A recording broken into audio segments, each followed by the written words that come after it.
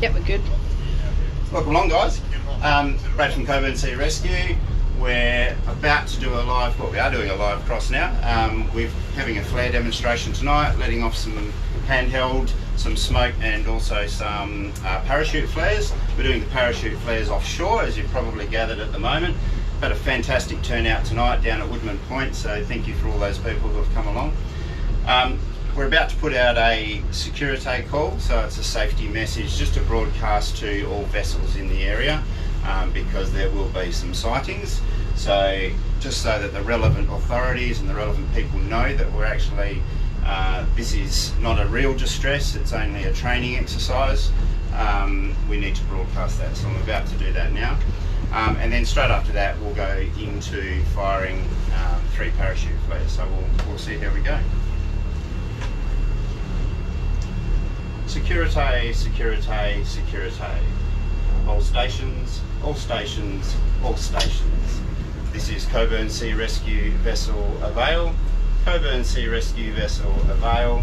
Coburn Sea Rescue Vessel Avail. We are about to deploy some training flares. For more information about where we are, please go to channel 72. This is Coburn Sea Rescue Vessel Avail going up.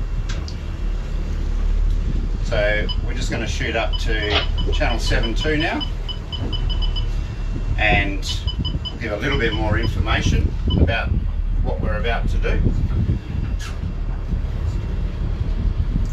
Securite, Securite, Securite. All stations, all stations, all stations. This is Coburn Sea Rescue Vessel Avail. Coburn Sea Rescue Vessel Avail. Coburn Sea Rescue Vessel Avail.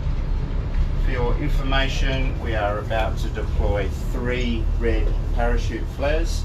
We are located half a nautical mile due west of the entrance to Woodman Point Marina. We'll be firing one directly after the other, and they are for training purposes only and demonstration, so no distress. This is Coburn. Standing by. Hey Brad, just want to ask you, in what situations would you use these flares? What type of distresses? Any distress, really. So there's lots of options available to boaters in terms of notifying that you are in grave and imminent danger, but essentially it needs to be a grave and imminent danger of the vessel. So, it has the same standing as setting off an EPIRB or over the radio calling out a mayday. So flares are grave and imminent danger, and they are the highest priority of response. So we're about to fire these off. There's a couple of little things to consider when you're firing flares. Obviously from a moving platform, it's a little bit lumpy out here tonight, so you need to make sure that you've got a good footing when you do fire your flares off. It's really important also that your flare outboard of your vessel, particularly parachute flares and handheld flares, they do spark quite a bit. So you don't want those coming back on board and creating an issue on board or injuring anyone on board either. So we're going to make sure that we are slightly downwind when we fire these flares, and that they are outboard of the vessel so that there's no issues there. We've got Steve out the back who's ready to go. It's really, really important that you read the instructions on your flares and know those instructions well before you ever have to use them. When you're ready, Steve, we'll do that. You'll notice slight angle, outboard the vessel, and firm grip, and it's a sharp. And there it goes. So that flare is currently about 300 metres above sea level, very bright red, and that can be visible for up to about 40 kilometres at night. So very, very effective distress way of indicating that you're in distress. So we're going to do another one shortly. Nicola, outboard. So these flares, there it is, it just went. I didn't think that one was going to work. Notice that one was aimed a little bit low, so it hasn't got the hang time of the others, but sometimes and I suspect with this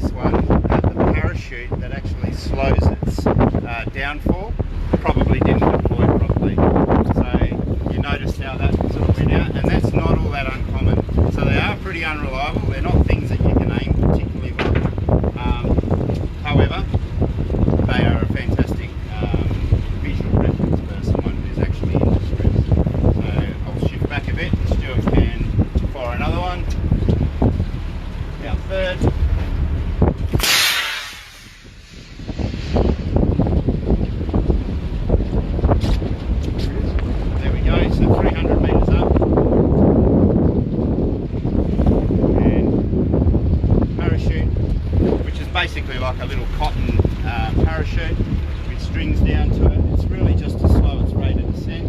We do have a bit of breeze tonight, so it is going to travel a little bit, but as you can see, really bright, really effective way of indicating distress. All of our fantastic people that came along that are sitting down at Woodman Point tonight are actually trying to gauge the angle that was. We've shown them some little tips on how to do that. You can go to our website and actually have a look at different ways and what information to give if you do see a flare, because the more accurate information authorities have, the smaller the search area is going to be and the faster there's going to be a response.